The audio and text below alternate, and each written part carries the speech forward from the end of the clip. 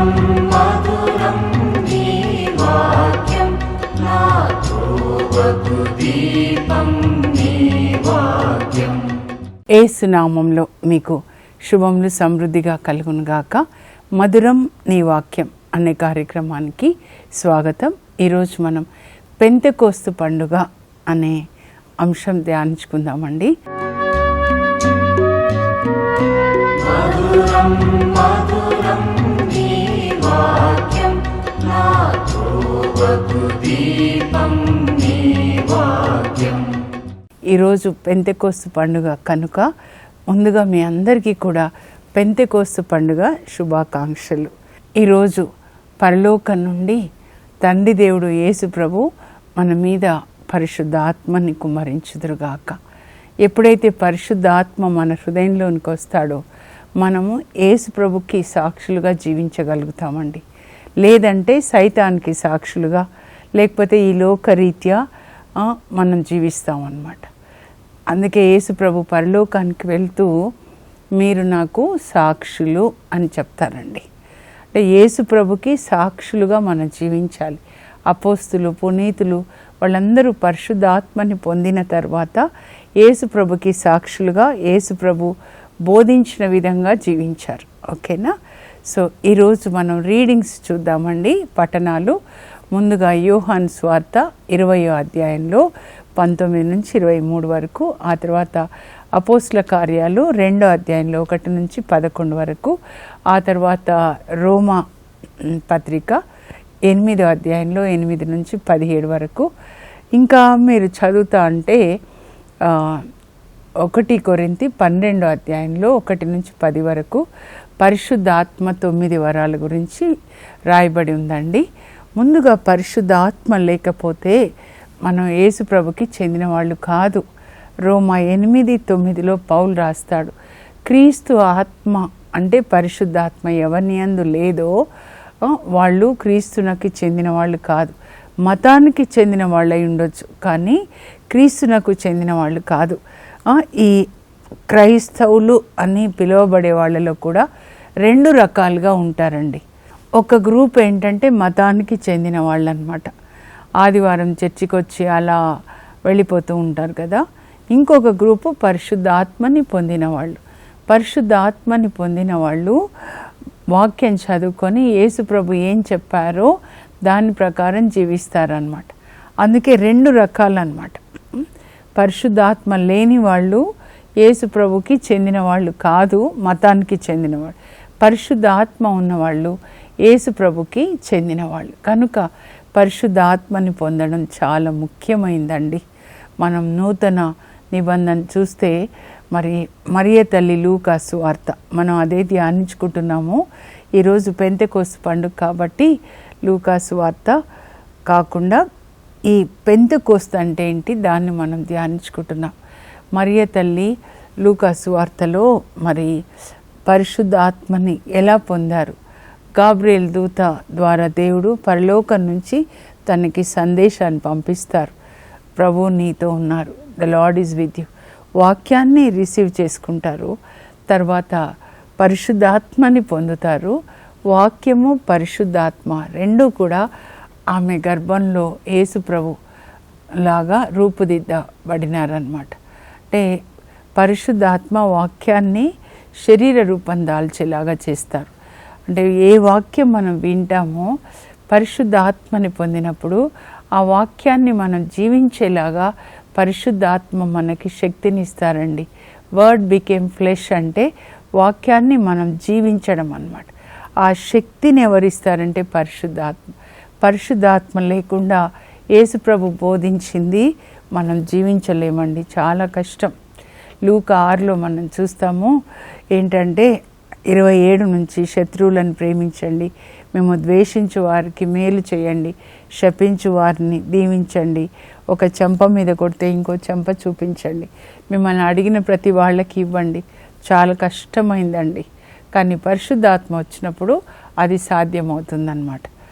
ఇంకా అపోస్తులు పెంతెకోస్తు దినాన ఎలా పరిశుద్ధాత్మని పొందుకున్నారో ధ్యానించుకొని మనం కూడా పరిశుద్ధాత్మని పొందాలండి. పరిశుద్ధాత్మని పొంది వాక్యాన్ని చదివి దాని ప్రకారం జీవించాలి. అది దేవుడు మన నుండి కోరుకునేదన్నమాట. అయితే అపోస్తులు ఎలా పొందారో ఒకసారి మనం ధ్యానించుకుందాము. ఈరోజు రీడింగ్స్ చూస్తే సువార్త, యోహాన్ సువార్త 20వ అధ్యాయంలో 19-23 అని చెప్పాను కదా. ముందుగా అపోస్తులు 3.5 సంవత్సరాలు యేసు ప్రభుతో ఉన్నారండి. ఆయనతోనే జీవించి ఆయన జీవితాన్ని వాళ్ళు గమనించారు. అంతేకాకుండా యేసు ప్రభు బోధించిన విషయాలన్నీ 3.5 సంవత్సరాలు విన్నారు. అవన్నీ వాళ్ళ హృదయంలో దాచుకున్నారన్నమాట. వాక్యము ముందుగా మనం చదవాలండి. అప్పుడు పరిశుద్ధాత్మ ఆ వాక్యం మీద ఆయన కూర్చుంటారు. కోడి గుడ్ల మీద కూర్చున్నప్పుడు అప్పుడు ఆ గుడ్డులో నుంచి పిల్ల ఎలా వస్తుందో వాక్యం మీద పరిశుద్ధాత్మ ఆవరించినప్పుడు హోవరింగ్ ఓవర్ అంటారనమాట. అప్పుడు ఆ వాక్యాన్ని జీవించడానికి మనకి శక్తి ఇస్తారు. 3.5 సంవత్సరాలు వాళ్ళు యేసుప్రభు వాక్యాన్ని విన్నారు. ఆ తర్వాత యేసుప్రభు ఆ 3.5 సంవత్సరాల్లో కూడా వాళ్ళ మనసు ఎప్పుడు పరిశుద్ధాత్మ మీద కేంద్రీకరించేలాగా చేశారు. కడరా భోజన సమయంలో ఆయన ఏం చెప్తారంటే 14 యోహాన్ 14:15 నుంచి, మీరు నన్ను ప్రేమించినచో నా ఆజ్ఞలు పాటిస్తారు.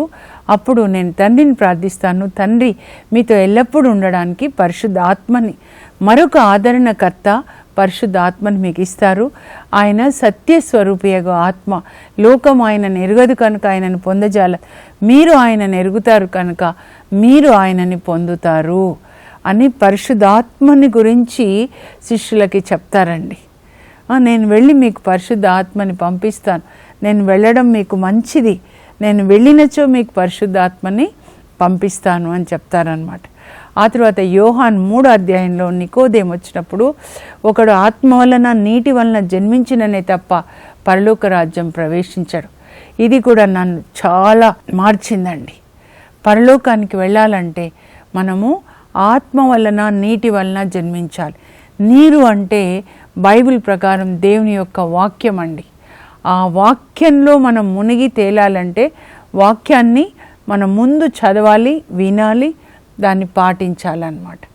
అందుకే దేవుని వాక్కును ఆలకించి పాటించు వారే నా తల్లి, నా సోదరి, నా సోదరులు అని యేసుప్రభు చెప్తారనమాట.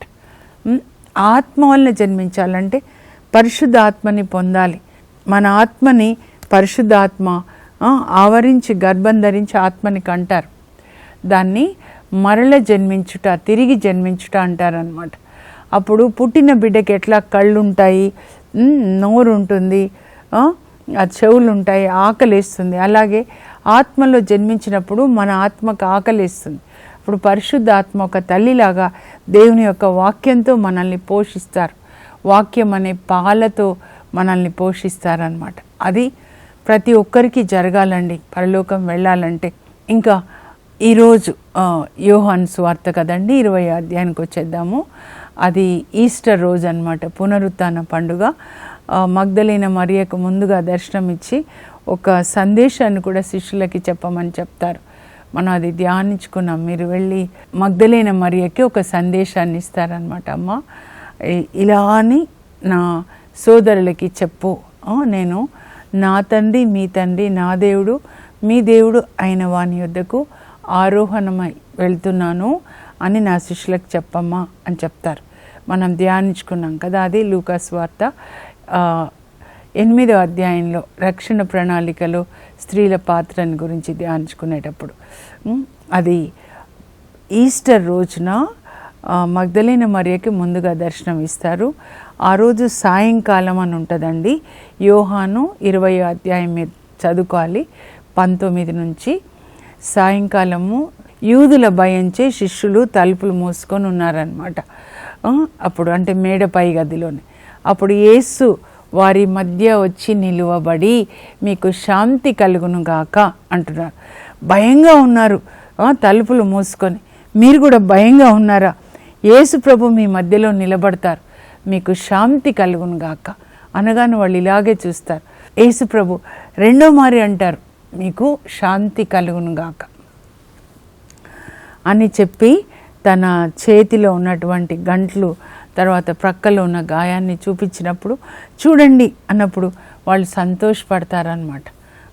శాంతి కలుగును గాక అంటే అర్థం ఏంటంటే టెటిలెస్టాయ్ అంటే పెయిడ్ ఫర్, మీ పాపములకు నేను సిలువలో చెల్లించాను కనుక మీరు ఇప్పుడు ఇంకా పాపభీతి లేదు, మీకు శాంతి, పీస్ అని చెప్తారనమాట. ఆయన వారి మీద శ్వాసను ఊదుతారండి. అని శ్వాసను ఊది పరిశుద్ధాత్మని పొందండి. ఇది మీ అందరి కొరకండి. మీరందరూ పరిశుద్ధాత్మని పొందాలి. మీరు ఎవరి పాపములు క్షమిస్తారో అవి క్షమించబడతాయి, మీరు ఎవరి పాపములు క్షమించారో అవి క్షమించబడవు. ఈస్టర్ రోజున పునరుత్థాన దినంన యేసు ప్రభు వాళ్ళతో ఏం చెప్తున్నారంటే శ్వాసని ఊది మీరు పరిశుద్ధాత్మని పొందండి. మొదటిసారి అనాయింటింగ్ అన్నమాట. ఆ పరిశుద్ధాత్మ ఏంటంటే అందరినీ క్షమించే శక్తి అన్నమాట. పరిశుద్ధాత్మ లేకపోతే మనకి కీడు చేసిన వాళ్ళకి కీడు చేయాలని అనుకుంటామండి, కానీ పరిశుద్ధాత్మ వచ్చినప్పుడే మనం క్షమించగలుగుతాం. అలా చెప్పిన తర్వాత యేసు ప్రభు ఇంకా 40వ దినం అండి, పునరుత్థానమైన రోజు ఈ యొక్క సందేశాన్ని ఇచ్చారు. తర్వాత కూడా 40 days వాళ్ళకి దర్శనం ఇచ్చి మీరు ప్రపంచమంతా వెళ్ళి సువార్తను బోధించాలి. ఆ తర్వాత నాకు శిష్యులుగా చెయ్యండి, పితాపుత్ర పరిశుద్ధాత్మ నామంలో బాప్తిస్మం ఇచ్చుచు వారిని నా శిష్యులుగా చేయండి, నేను మీకు బోధించినంతా వాళ్ళు ఆచరింప వారిని ఆజ్ఞాపించండి, లోకాంతం వరకు నేను మీతో సర్వదా మీతో ఉంటానని యేసు ప్రభు గొప్ప ఆజ్ఞనిస్తారండి. ఈ 40 days శిష్యులని తయారు చేస్తారనమాట. తర్వాత 40వ దినాన అనమాట ఆయన పరలోకానికి వెళ్తారు. వెళ్ళేటప్పుడు ఏమంటారంటే లూకా 24:49 అండి, నా తండ్రి చేసిన వాగ్దానాన్ని మీకు పంపబోచున్నాను. తండ్రి ఏం వాగ్దానం చేస్తాడంటే యోవేలు 2:28 అండి, అంత్యదినములలో అందరి మీద నా ఆత్మని కుమ్మరిస్తాను, మీ పుత్రికలు నా సందేశాన్ని చెప్తారు, మీ యువకులు దర్శనములు గాంచెదరు, మీ ముదుసలులు కలలు కంటారు, ఆ దినంన నా సేవకులకు స్త్రీ పురుషులందరి మీద కూడా నా ఆత్మని కుమరిస్తాను అని యోవేలు 2:28. నా తండ్రి చేసిన వాగ్దానము యోవేలు 2:28లో నేను మీకు పంపబోచున్నాను, పరలోకానికి వెళ్ళి పంపిస్తాను అని చెప్పి ఆయన అలా పరలోకానికి వెళ్తూ ఏమంటారంటే పరిశుద్ధాత్మని పొందే వరకు యెరూషలేంలోనే ఉండండి, సువార్త బోధనకు వెళ్ళొద్దు, until unless you are clothed with the power from above. మీరు పరిశుద్ధాత్మతో కప్పబడాలి, అప్పుడు సేవకు వెళ్ళాలి అని చెప్పి ఆయన ఇంకా ఏమంటారంటే అపోస్తల కార్యాలు 1:8 మీరు చూస్తే పరిశుద్ధాత్మ మీ పైకి వచ్చినప్పుడు మీరు శక్తిని పొందుతారు. పరలోక శక్తిని మనం పొందుతామండి యేసు ప్రభులాగా జీవించడానికి, శోధన జయించడానికి అన్నమాట. అప్పుడు మీరు నాకు సాక్షులుగా ఉంటారు. చివరి మాట అన్నమాట చెప్పి ఆయన పరలోకానికి వెళ్ళిపోతారు. వెళ్ళిపోయిన తర్వాత ఓలివ కొండ మీద నుంచి వెళ్ళిపోతారండి. వెళ్ళిపోయిన తర్వాత వీళ్ళందరూ ఓలివ కొండ నుంచి మరలా మేడ పై గదిలోనికి వచ్చేస్తారు. 120 మంది అండి, వాళ్ళు ఎడతెగక పరిశుద్ధాత్మ కొరకు ప్రార్థిస్తున్నారు. అపోస్తల కార్యాలు 1:14 మీరు చదివితే ఆ మేడ పై గదిలో యేసు ప్రభు తల్లి, ఆ తర్వాత ఇంకా కొందరు స్త్రీలు, సిలువ చెంతయ్యే స్త్రీలు ఉన్నారు, ఎవరైతే సువార్త సేవలో ఆయనకి తోడుగా ఉన్న స్త్రీలు, ఆ తర్వాత మొత్తంగా 120 మంది శిష్యులు అక్కడ ఉన్నారు. ఎడతెగక ప్రార్థిస్తున్నారు. పరలోకానికి వెళ్ళింది 40th day, అక్కడి నుంచి 50th day వరకు అంటే 10 రోజులు ఎడతెగక ప్రార్థిస్తున్నప్పుడు ఇప్పుడు అపోస్తల కార్యాలు 2 అండి, వాళ్ళు ఎడతెగక ప్రార్థిస్తున్నారు. అందరూ ఒక చోట కూడి పెంతెకోస్తు పండుగ దినం వచ్చినప్పుడు వారందరూ ఒక చోట కూడి ప్రార్థిస్తుండగా అకస్మాత్తుగా పరలోకం నుంచి బలంగా వీచే గాలి లాంటి ధ్వని ఆ ఇల్లంతా నిండిపోయింది. అకస్మాత్తుగా దేవుడు మన పిల్లల్ని, మనల్ని తాకుతారండి. పరిశుద్ధాత్మ అభిషేకాన్ని మన పిల్లలు ఈరోజు పొందాలన్నమాట, మనం కూడా పొందాలి. ఆ తర్వాత అగ్ని జ్వాలలు నాలుకల రూపంలో అక్కడున్న ఒక్కొక్కరి మీద నిలిచాయంట. పరిశుద్ధాత్మ అభిషేకం ఒక్కొక్కరికి అండి, ఒక్కొక్కరికి పర్సనల్గా చేస్తారు. యేసు ప్రభు పరలోకంలో తండ్రిని ప్రార్థించి పరిశుద్ధాత్మ తీసుకొని ఒక్కొక్కరి మీద అన్నమాట. అందుకే అందరి మీద అనకుండా ఒక్కొక్కరిపై దిగి వచ్చింది. అంటే ప్రతి ఒక్కరు కూడా పరిశుద్ధాత్మని పొందాలి, వాక్యం చదివి దాని ప్రకారం జీవించాలని పరలోక తండ్రి యొక్క అభీష్టం అన్నమాట. ఈ పరిశుద్ధాత్మ కూడా యేసుప్రభు యొక్క ప్రాణం ఖరీదండి. ఆయన మన కొరకు తన రక్తం ప్రాణం ఇచ్చి రక్తాన్ని తండ్రికిచ్చి అప్పుడు మనకి పాప క్షమాపణ అన్నమాట. ఆ తర్వాత పరిశుద్ధాత్మనివ్వమని యేసుప్రభు అడిగినప్పుడు తండ్రి పరిశుద్ధాత్మని ఇచ్చినప్పుడు యేసుప్రభు ఆ పరిశుద్ధాత్మని తీసుకొని మనందరి మీద ఒక్కొక్కరి మీద ఆయన కుమరిస్తాడు. 97లో పోటాలో నా మీద పరిశుద్ధాత్మని కుమరించారండి. అప్పటి నుంచి నా జీవితంలో ఏంటంటే క్రీస్తుతో కలిసి నడవడం అన్నమాట. మనందరం పొందాలి. ఒక్క రోజున ప్రతి ఒక్కరూ పరిశుద్ధాత్మని పొందాలి, దాహం కొనాలి. మీరు వాక్యం చదివి దాన్ని పాటిస్తూ ఉన్నప్పుడు పాటించడానికి కావలసిన శక్తిని దేవుడిస్తారండి. అభిషేకం అంటే దేవుని యొక్క శక్తి. ఆ దేవుని శక్తి మనలో పెరుగుతూ ఉన్నప్పుడు మనం దేవుని స్వభావంలోనికి మార్చబడతాం. ఇంకా మీరు చదవండి 2వ అధ్యాయంలో అక్కడ అందరూ కూడా పరిశుద్ధాత్మని పొందారు. అగ్ని నాలుకల రూపంలో పరిశుద్ధాత్మ వాళ్ళ మీదకి వచ్చింది. అప్పుడు పరిశుద్ధాత్మ వాళ్ళలోనికి వెళ్ళారు. మొదటి పెంతెకోస్తండి. పాత నిబంధనలో పరిశుద్ధాత్మ ఎవరి లోపలికి వెళ్ళలేదు, కానీ ఇప్పుడు పరిశుద్ధాత్మని ఈ 120 మంది పొందారు. వాళ్ళ ఆత్మలో పరిశుద్ధాత్మ. సో వాళ్ళ ఆత్మ పరిశుద్ధాత్మ కలిసిపోయాయి అన్నమాట. అప్పుడు పుట్టే ఫలాలు ఏంటంటే భార్యాభర్తలు కలిస్తే పిల్లలు పుట్టినట్లే పరిశుద్ధాత్మ మన ఆత్మ కలిస్తే పుట్టే ఫలం ఏంటి అంటే ప్రేమ. గలతీ 5:22 నుంచి ఉంటుందండి. ఆత్మ ఫలములు అంటే పరిశుద్ధాత్మ మన ఆత్మతో కలిసినప్పుడు మనలో ప్రేమ వస్తుంది. ఇతరులను ప్రేమిస్తాం. మన సొంత భార్య భర్త పిల్లలే కాకుండా పేదవాళ్ళని ప్రేమిస్తాం. యేసు ప్రభు యొక్క ప్రేమని మనలో పోస్తాడు.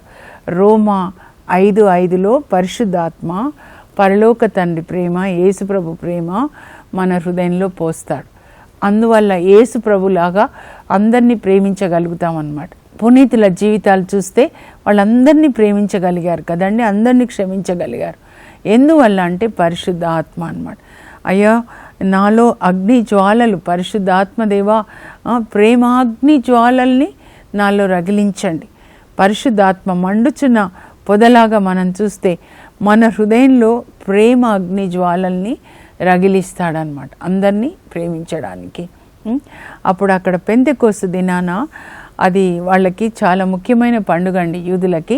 లేవియకాండం 23వ అధ్యాయం మీరు చదివితే అక్కడ పెంతెకోస్తు పండుగ ఏంటంటే 50 దినాలకు వస్తుంది. ఎప్పటి నుంచి 50?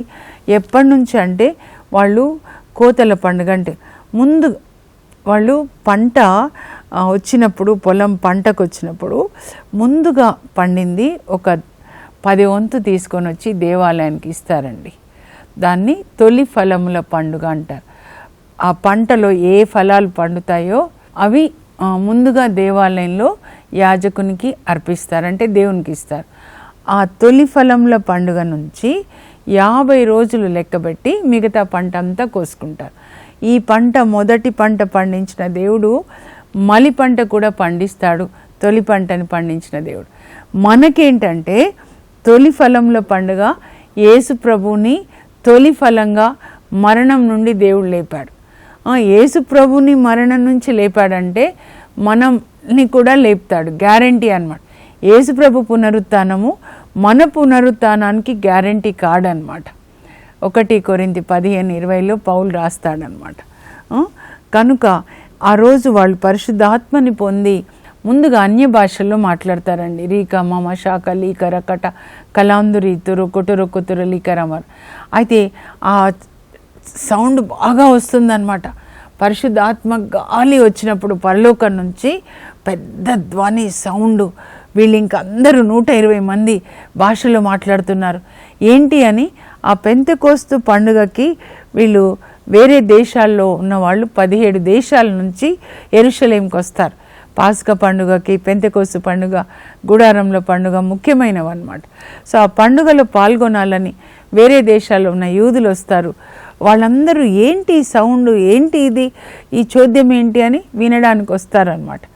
అప్పుడు వాళ్ళకి ఆశ్చర్యం ఏంటంటే, వాళ్ళ భాషలో మాట్లాడుతుంటే అపోస్తులు వీళ్ళకి వీళ్ళ సొంత భాషలో వినబడుతుంది. ఒకవేళ మన తెలంగాణ, ఆంధ్ర నుంచే యూదులు ఇక్కడ కూడా ఉన్నారండి. యూదులు అక్కడికి పండగకి వెళ్తే వాళ్ళకి తెలుగులో వినబడుతుంది అన్నమాట. లేకపోతే నార్త్ ఇండియా నుంచి వెళ్తే హిందీలో వినబడుతుంది. జర్మనీ నుంచి వెళ్తే జర్మనీ భాషలో వినబడుతుంది. ఇదేం చోద్యము, వాళ్ళు ఏదో మాట్లాడుతుంటే మన సొంత భాషలో మనం వింటున్నాము అని వాళ్ళు ఆశ్చర్యపడతారనమాట. అప్పుడు పేతురు లేచి నిలువబడి ఆయన మొదటి ప్రసంగం చేస్తాడండి. ఇది ఏం చోద్యం కాదు.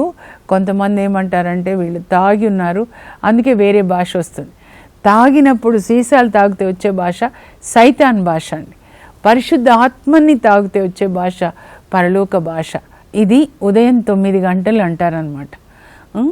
అయితే అప్పుడు పేతురు చెప్తాడు, ఇది మేము తాగింది కాదు. యోవేలు 2:28 దేవుడు ఏది వాగ్దానం చేశాడో అంత్య దినాల్లో అందరి మీద నా ఆత్మని కుమరిస్తానని అది ఇప్పుడు జరిగింది, ఈ వాక్యం ఇప్పుడు నెరవేరింది అని చెప్పి ఆయన మొదటి ప్రసంగాన్ని చేస్తాడు. మీరు చంపేశారు జీవనకర్తని, కానీ ఆయనని దేవుడు లేపి తన కుడి ప్రక్కన కూర్చుని పెట్టుకున్నాడు. ఆయన మనందరి మీద తన ఆత్మని ఇప్పుడు కుమ్మరించాడు. మీరందరూ హృదయ పరివర్తన చెంది మీ హృదయాల్ని మార్చుకొని యేసు ప్రభుని అంగీకరించండి. ఆయన మెస్సయ్య క్రీస్తు అని చెప్పినప్పుడు 3,000 మంది యేసు ప్రభుని అంగీకరిస్తారండి. అంటే యూదులు అన్నమాట, వాళ్ళు యెరూషలేంలో ఉన్న యూదులు. అంటే సంఘం పుట్టినరోజు, క్రీస్తు సంఘము పుట్టినరోజు కనుక ఈరోజు మనం ఒకరికొకరు హ్యాపీ బర్త్డే చెప్పుకోవాలి. ఎప్పుడు క్రైస్తవ సంఘం పుట్టింది అంటే పెంతెకోస్తు దినాన 3,000 మంది యూదులు యేసు ప్రభుని సొంత రక్షకునిగా అంగీకరిస్తారు. ఆ రోజు సంఘం పుడుతుంది అన్నమాట. పుట్టిన తర్వాత వాళ్ళు ఎట్లా ఉన్నారు, రోమా 8:8-17 అండి. క్రీస్తు ఆత్మ మనలోనికి వచ్చినప్పుడు మనలో పాపక్రియలన్నీ నశింపజేస్తాడండి. లోపల ఉన్న గర్వము, అసూయ, త్రాగుడు, విందులు, వినోదాలు, ఈ లోకాశలు, ధనాశ, నేత్రాశ, జీవపుడం అన్నిటినీ కాల్చేస్తాడు. ఒక డిఐజీ ఆఫీసర్ వస్తే ఎట్లానో అట్లా టకా టకా టకా టకా పిచాచులన్నీ కాల్చేసి, ఈ హృదయము నాది, నేను సృజించుకున్న ఈ బిడ్డని అని యేసు ప్రభుని ప్రతిష్ఠిస్తాడు. మన హృదయంలో క్రీస్తుని రాజుగా ప్రతిష్ఠిస్తారు పరిశుద్ధాత్మదేవుడు. తండ్రి, కుమార, పరిశుద్ధాత్మలు మనలో నివసిస్తారన్నమాట. అప్పుడు ఈ పరిశుద్ధాత్మ మనల్ని నడిపిస్తాడు. ఇదిగో ఈ విధంగా జీవించాలి. అందువలన రోమా 8:14 దేవుని ఆత్మ వలన నడపబడు వారు దేవుని పుత్రులు, మిగతా వాళ్ళు దేవుని బిడ్డలు కాదు. పరిశుద్ధాత్మ మనల్ని నడిపిస్తాడండి. ఇదిగో ఇలా రాయబడి ఉంది, నువ్వు ఇలా జీవించాలి, పరిశుద్ధంగా ఉండాలి. దేవుడు పరిశుద్ధుడైనట్లే మీరు పరిశుద్ధంగా ఉండాలి. మీ కన్నుల్ని పరిశుద్ధంగా, నాలుకని పరిశుద్ధంగా, ఆలోచనలు పరిశుద్ధంగా, హృదయం పరిశుద్ధంగా. క్రీస్తు బాధల్లో మీరు పాలు పంచుకుంటే క్రీస్తు మహిమలో కూడా పాలు పంచుకుంటారు. యేసుప్రభు ఈ లోకంలో ఎన్ని శ్రమలు, దేవుని చిత్త ప్రకారం ఆయన ఎన్ని శ్రమలు అనుభవించాడో, దేవుని చిత్త ప్రకారం మీరు కూడా శ్రమల్ని అనుభవించినప్పుడు పరలోకంలో మీరు మహిమ కిరీటాన్ని పొందుతారు అని ఉంటుందండి. ఇంకా 1 కొరింథీ 12, ఇప్పుడు టైం లేదు కానీ అక్కడ పరిశుద్ధాత్మ 9 వరాల గురించి కూడా రాయబడి ఉందండి.